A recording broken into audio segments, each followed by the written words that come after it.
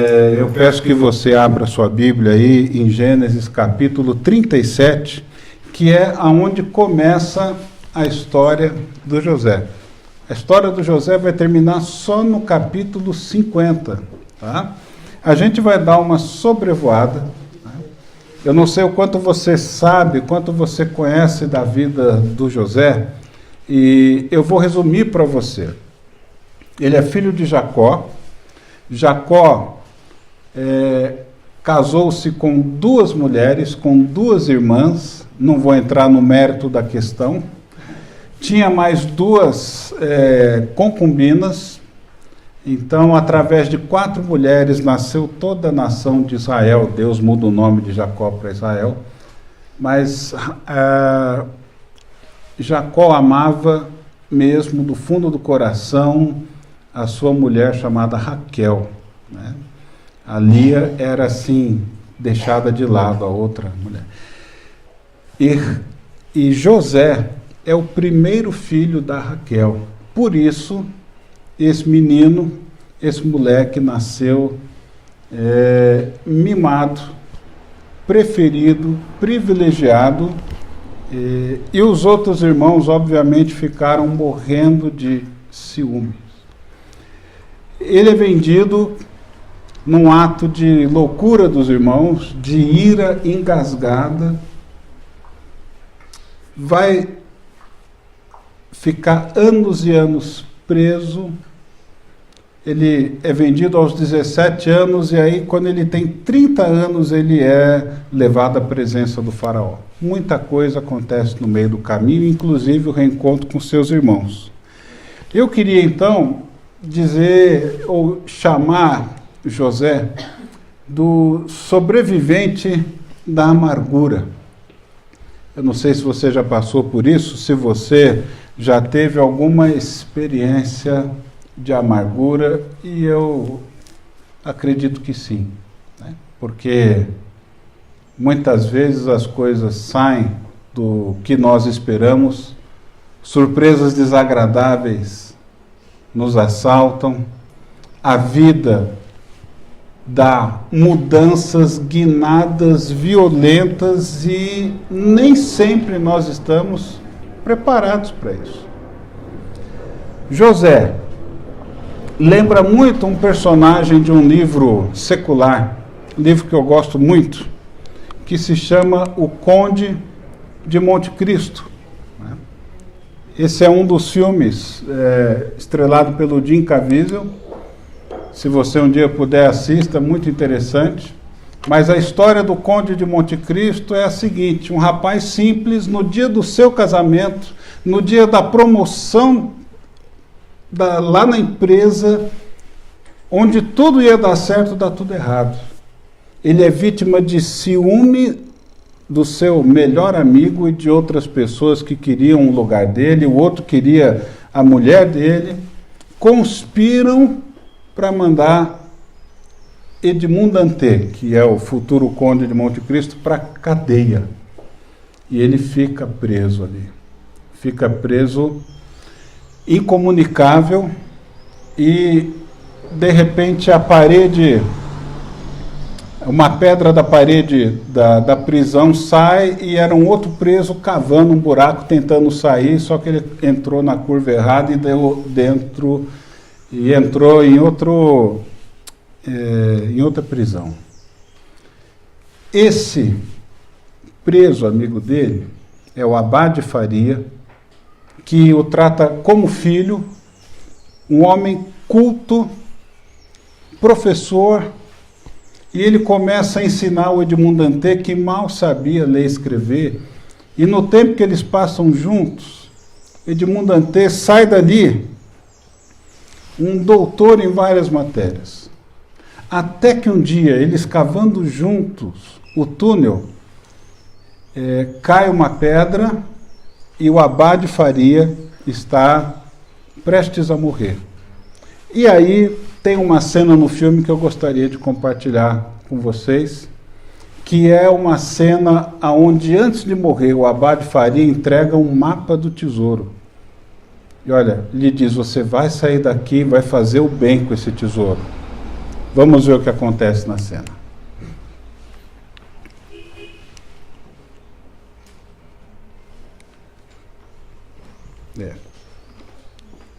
Saiu o som. Ó, vou começar de novo. Na costa da Itália. Onde, Cristo? Use a cabeça. Siga as pistas. O túnel foi bloqueado. Não posso fugir. Quando fugir, use para o bem. Para o bem. Não, eu vou usá-lo em minha vingança. É sua última lição.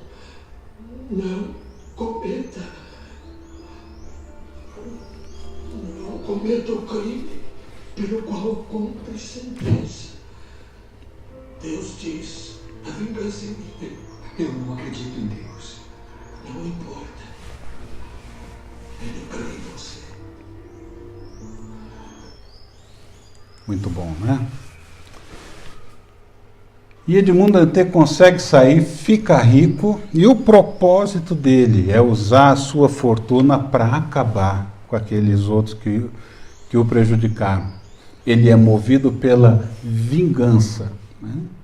A vida do José é muito parecida, porque ele também é vítima, ele tem a chance de se vingar, mas ele não faz isso. Ele sobrevive à amargura. E uma palavra que a gente poderia definir para falar de José é a palavra integridade, né? Deixa eu chegar um pouquinho mais para frente, talvez tenha que ajeitar o foco aí, porque eu saio do lugar que a gente tinha combinado, né? Integridade, caráter, qualidade de uma pessoa íntegra, honesta, incorruptível, cujos atos e atitudes são irrepreensíveis, honestidade e retidão. E aí, 1 Reis 9, 4, 5, e se você andar segundo a minha vontade, Deus falando para Salomão, com integridade e com retidão, eu vou abençoar a tua vida, né? Acho que pifou.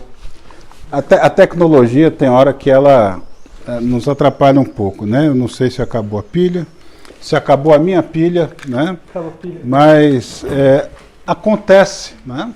Acontece quando você está lá na sua casa e de repente chegam assim 12 discípulos e mais Jesus para almoçar, você tem que botar água no feijão. Se vira Marta e Maria, né? Acontece com a gente também. Então, olha aí, tá bom. Obrigado, irmãos. E aí a gente faz um gracejo para não ficar tão chato, né? Muito bem, integridade é uma palavra que define muito bem esse personagem bíblico.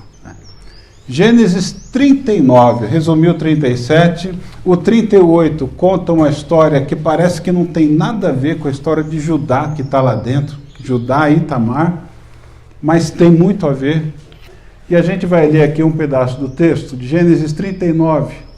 José havia sido levado para o Egito, onde o egípcio Potifar, oficial do faraó e capitão da guarda, comprou dos ismaelitas que o tinham levado para lá.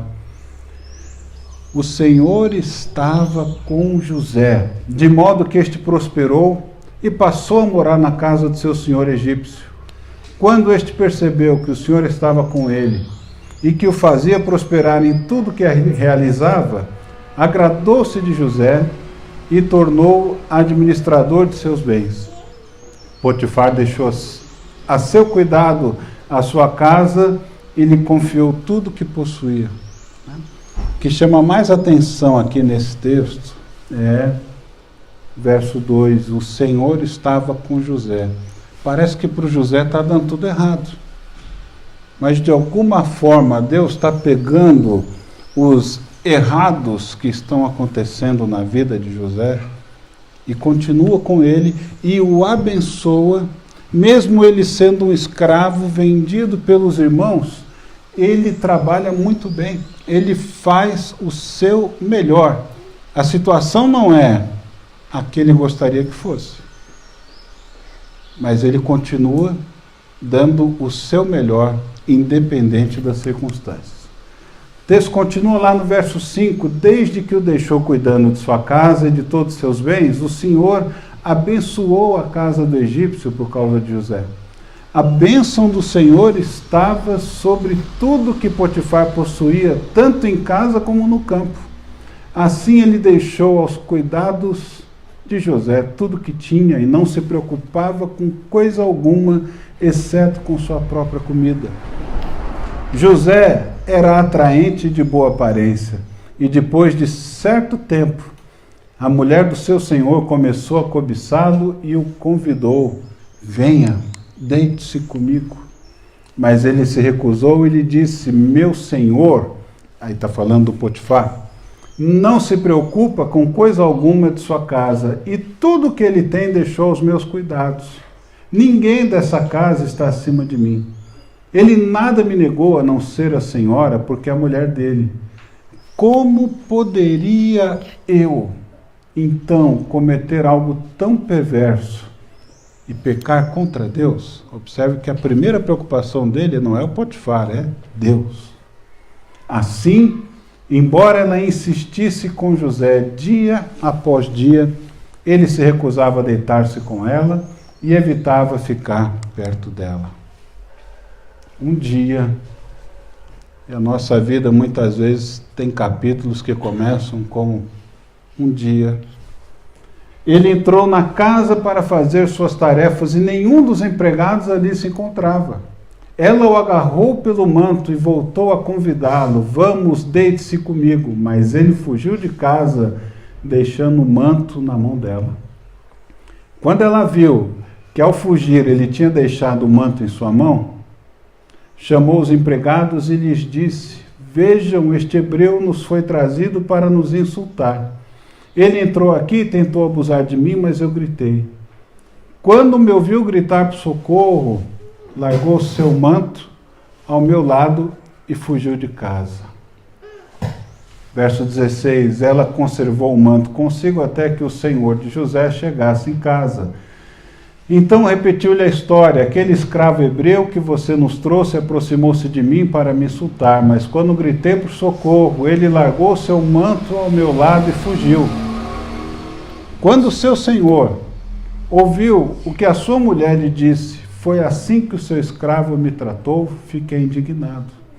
Mandou buscar José e lançou-o na prisão em que eram postos os prisioneiros do rei. Difícil, né? Aí José fica na prisão. Como é que ele se comporta na prisão?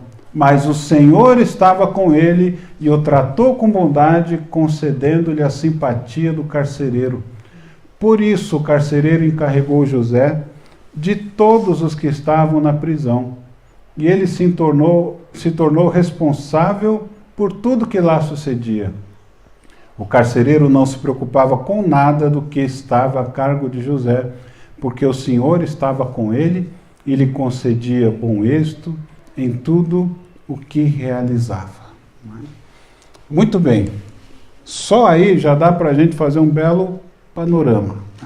Jacó tinha 13 filhos.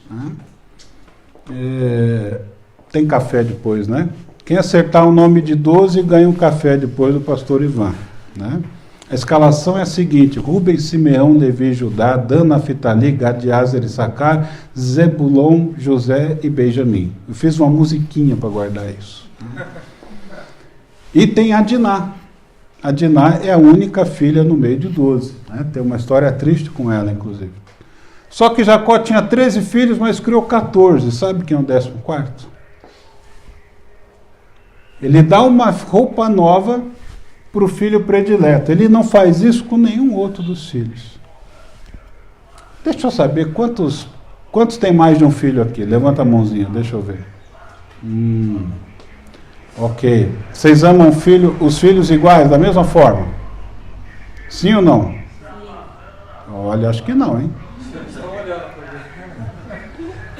Bom, dizem que a gente não consegue amar os filhos da mesma forma porque eles são diferentes, eles precisam ser amados da maneira diferente, mas a gente não tem prediletos. Né? Mas o Jacó tem predileto. E aí, capítulo 37, verso 4, quando os irmãos veem isso, odiaram-no e não conseguiam falar com ele amigavelmente. Esse odiaram-no é algo tão forte que é como se eles rangessem os dentes cada vez que eles vissem José. Tamanha raiva, tamanho ódio. Certa vez José teve um sonho. Quando contou a seus irmãos, o que era impossível acontece. Os irmãos de José passam a odiá-lo ainda mais. 37:8. Você quer nos governar? E odiaram-no ainda mais. Quem que é o 14º filho? É o ódio. Jacó, querendo fazer o melhor para o seu filho predileto, também criou um ódio na vida dos outros 10 irmãos. Né? Tem mais um que é irmãozinho dele, caçulinha, e esses outros 10 querem matá-lo. É uma responsabilidade enorme nós sermos pais. Nós não podemos errar nem para um lado nem para o outro. Ou a gente mima demais ou a gente mima de menos. A gente precisa mimar no ponto certo. A gente precisa responsabilizar nossos filhos, criá-los, amadurecê-los no tempo certo, na velocidade certa, na intensidade certa. Senão tanta coisa pode dar errado. Mas aí quando dá errado, sabe o que a gente faz? A gente olha para a graça de Deus, a qual cantamos, e é dela que nós dependemos até para criar os nossos filhos. Amém. Amém. Deixa eu fazer uma consulta aqui. Aqui tem um problemômetro, né? Problemômetro é um medidor de problemas. Eu queria saber, assim, por alto, como é que está o nível de problema na sua vida? Vamos ver. Está tranquilo? Sossegado? Amém, irmãos? Não escutei nenhum amém, pastor. A coisa não está tão fácil assim. Está mais ou menos. Tem alguns mais ou menos aí? Amém. Ô, bênção. Para alguns deve estar um pouco mais complicado. Está aí, gente? Tá Vocês estão aí? Olha que não acabou ainda, tem mais aí, né? Então, O pessoal está esperando. tá complicada a coisa, não tá fácil. Tá complicado. Não, tá muito complicado. Agora, e nem te conto, né? Esse aqui estourou a nossa escala. Se a gente olhar para a vida de José, talvez o nem te conto fosse o mais ideal aí, né? Odiado, vendido pelos irmãos, vítima de acusação de assédio sexual injustamente, que ele não fez nada. E aí ele vai parar na prisão. O que pode mais piorar a vida desse cara, gente? Complicado, né? A vida foi injusta com ele, né? Então, vamos lá. Mimado, sequestrado, vendido, escravizado, acusado de assédio sexual, lançado na prisão e lá esquecido. Porque tem um episódio muito interessante de 2 funcionários do faraó, que ele está no Egito, o padeiro e o copeiro, e os 2 vão para a prisão. E os 2 sonham. E José interpreta os sonhos dizendo: copeiro, daqui a 3 dias você vai voltar para o emprego. Padeiro, daqui a 3 dias vão cortar você, vão cortar sua cabeça fora. E quando ele interpreta o sonho, ele fala para o copeiro: você vai sair daqui e lembra-te de mim. Quando você sair daqui, você interceda por mim. Faz alguma coisa, porque eu não gosto de estar aqui. Aí pergunta para você: a vida é injusta com você? Se você for responder sinceramente, for colocar aí no papel seus prós, seus contras, na balança. Eu não estou falando Deus, eu estou falando a vida, né? Nosso Deus é justo. Nosso Deus muitas vezes vai permitir que coisas ruins, ou que nós achamos que são ruins, aconteçam conosco. Tem um versículo, todo mundo conhece, Romanos 8:28, né? Que todas as coisas cooperam para o bem daqueles que amam a Deus.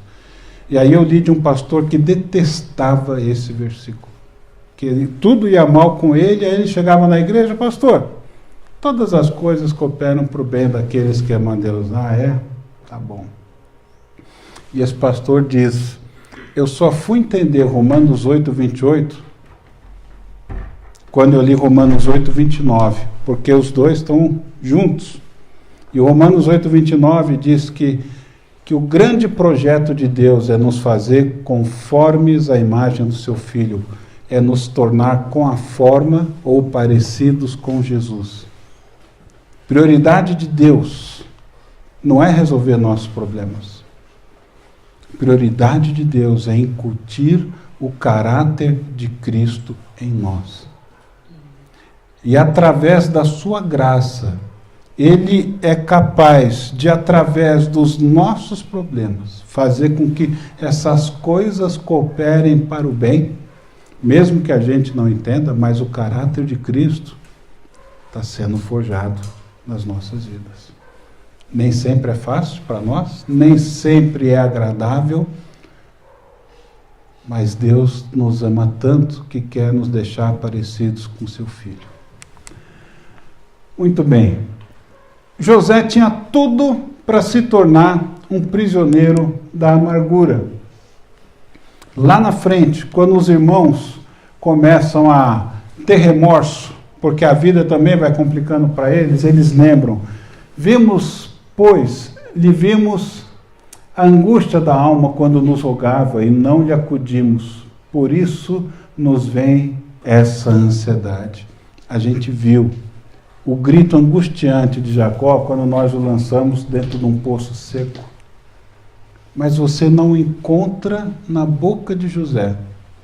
Eu falei Jacó, perdão, José. Você não encontra na boca de José uma murmuração, uma reclamação. Ele não gosta de sofrer. Ele não é masoquista. Ele pede, olha, lembre-se de mim, copeiro, quando você sair daqui.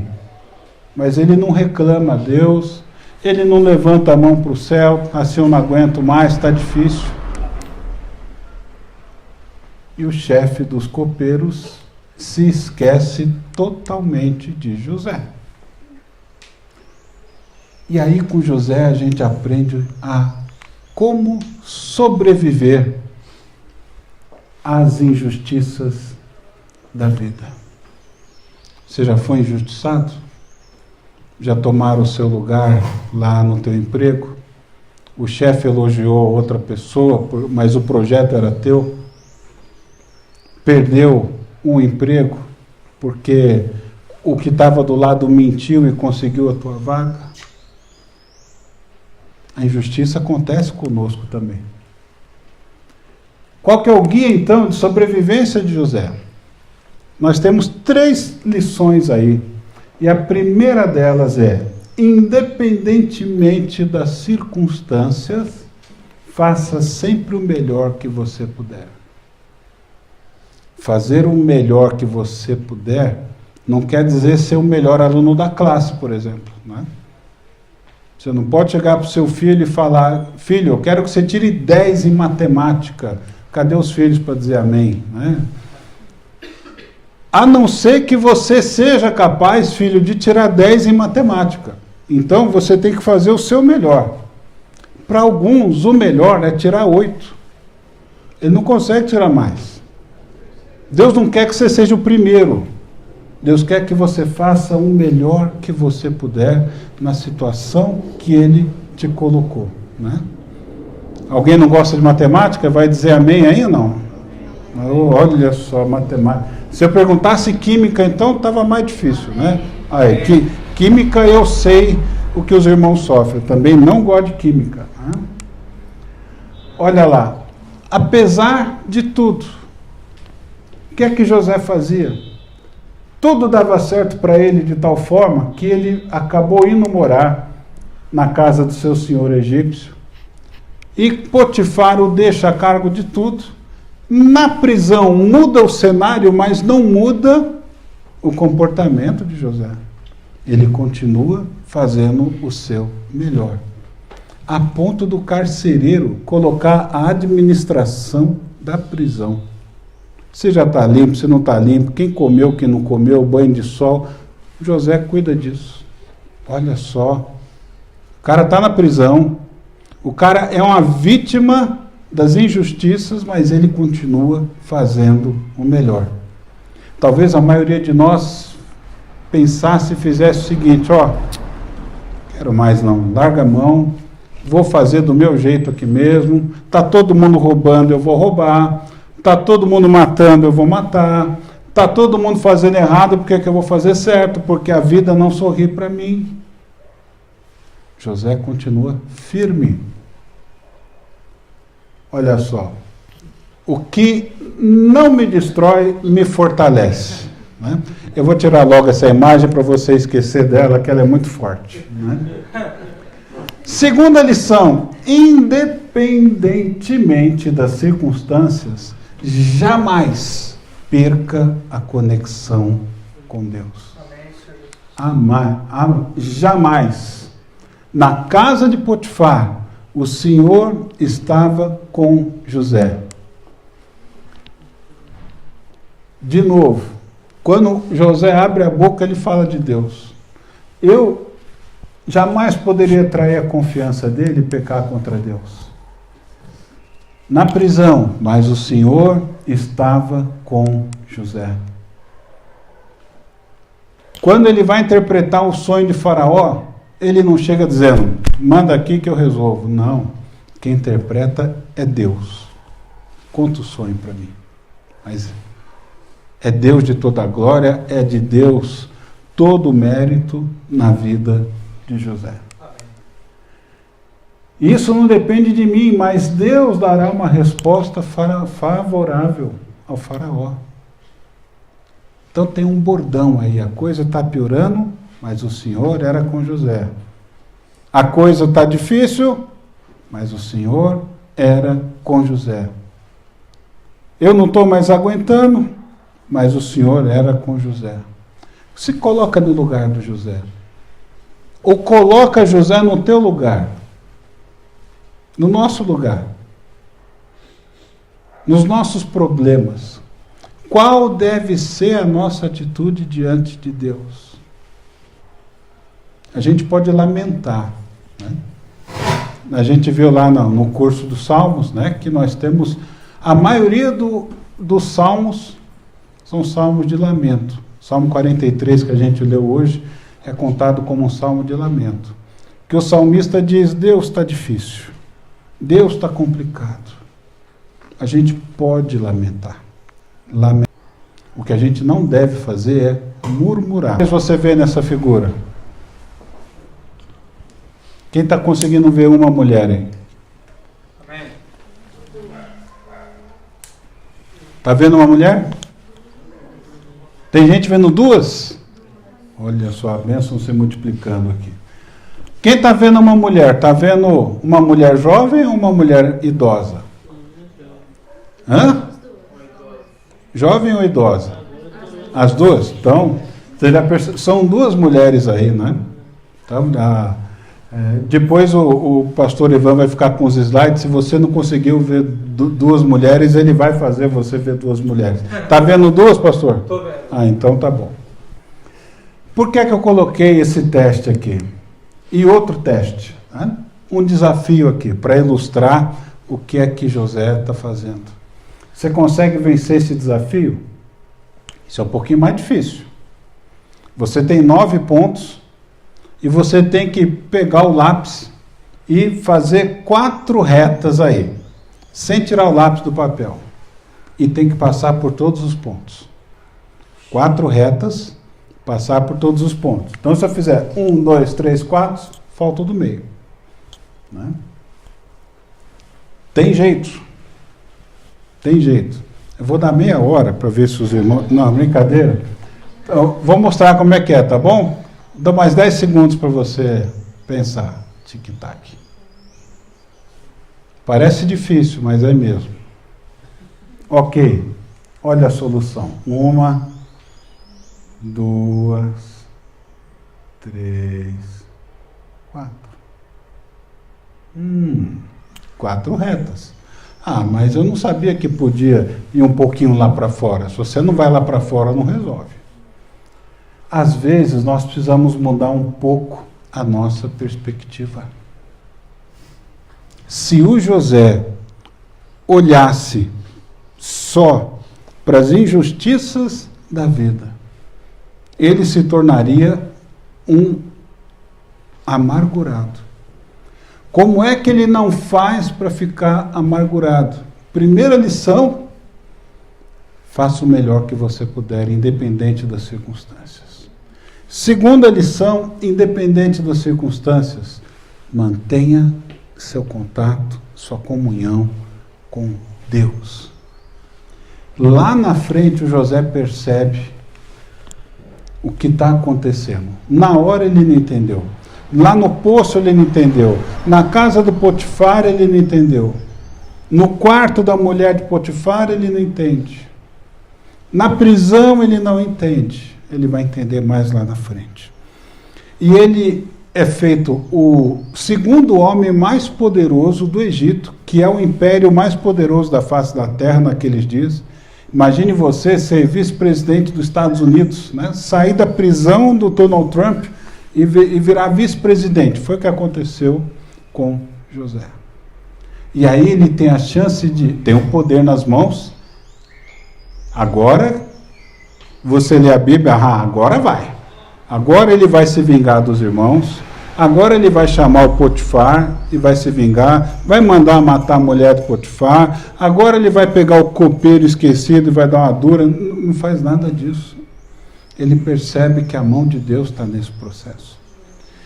E ele testa o coração dos irmãos para ver se o coração dos irmãos continua daquele jeito, enciumado, ou se os irmãos agora estão amando uns aos outros, especialmente o Benjamim. Vocês vão vender o Benjamim também?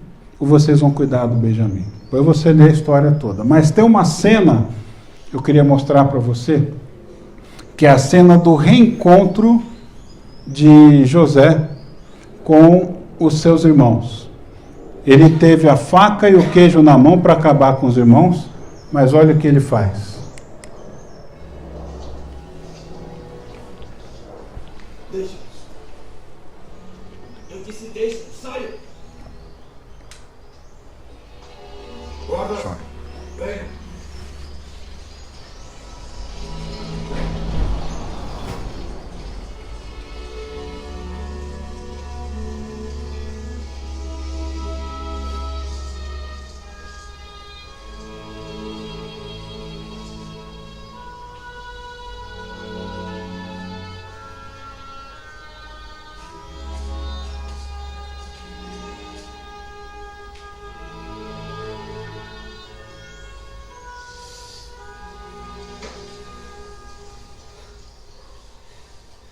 Eu sou José.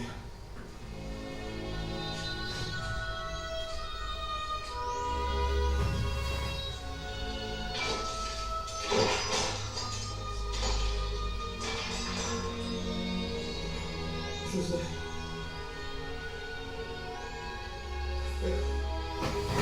José.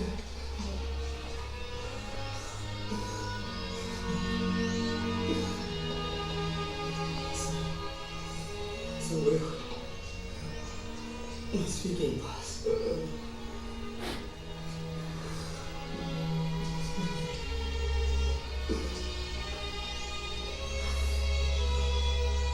Aproxime-se.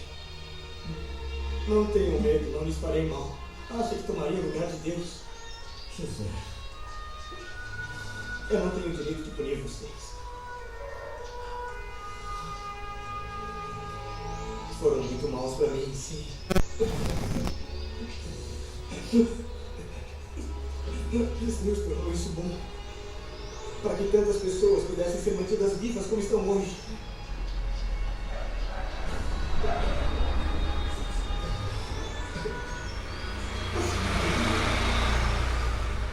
Eu cuidarei de vocês e de suas famílias. E especialmente de nosso pai.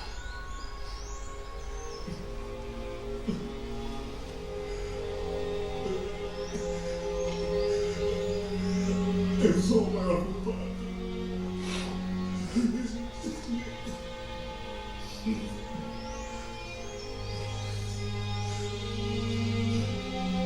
Eu mereço ser escravizado ou sepultado.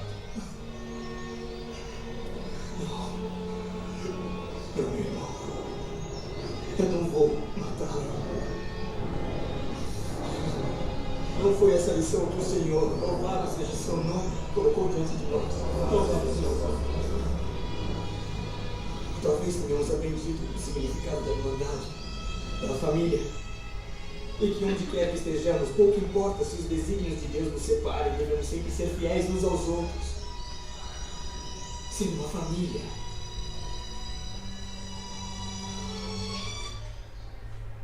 Muito bem. Se fosse o conde de Monte Cristo, aqueles irmãos estavam perdidos. José nos mostra como sobrevivente na amargura que ele é o conde de Jesus Cristo, que nos ensina a perdoar, que nos ensina a fazer sempre o melhor. E a terceira lição é: nunca se vingue. Pague o mal com o bem. Vingança vai fazer mais mal para você do que para a pessoa da qual você está se vingando. Perdoe. Libere o perdão. Não se vingue. Vingança pertence a Deus. Ele poderia então ter se vingado de uma porção de gente, né? Mas o versículo mais importante da história de José está lá em Gênesis 50, 19 e 20. José, porém, lhes disse: não tenham medo. Estaria eu no lugar de Deus? Vocês planejaram um mal contra mim, mas Deus o tornou em bem, para que hoje fosse preservada a vida de muitos. Porque o mundo inteiro está com fome, o único lugar que tem comida é na terra do Egito. Então, a família de José se muda para lá para não morrer de fome. Se José não vai à frente, não tem essa salvação. Finalmente, irmãos, estamos aqui no final já. Recapitulando, qual é o guia de sobrevivência de José? Seja íntegro, independentemente das circunstâncias, faça sempre o melhor que você puder. Independentemente das circunstâncias, jamais perca a conexão com Deus. E finalmente, nunca se vingue. Pague o mal com o bem. Seja íntegro, seja fiel, seja bom. Podemos repetir? Seja íntegro, seja fiel, seja bom. E quando a coisa complicar demais, pastor? E quando doer demais? E quando a injustiça falar mais alto? Aí a gente vai para Hebreus 12. Na tradução, a mensagem, o Eugene Peterson, ele traduz assim: quando se sentirem cansados no caminho da fé, lembrem-se da história de Jesus, da longa lista de hostilidade que ele enfrentou. Será como uma injeção de adrenalina na alma. Por pior que seja a nossa situação, ela nem se compara ao sofrimento de Cristo. José foi preso, foi injustiçado. Jesus também foi preso, injustiçado, foi traído, foi abandonado, foi espancado, torturado, crucificado, sem nada merecer. Sabe por quê? Porque ele nos amou. E vocês sabem muito bem por quê, porque essa é a verdade da cruz. Amém. Que é o lema da vossa igreja.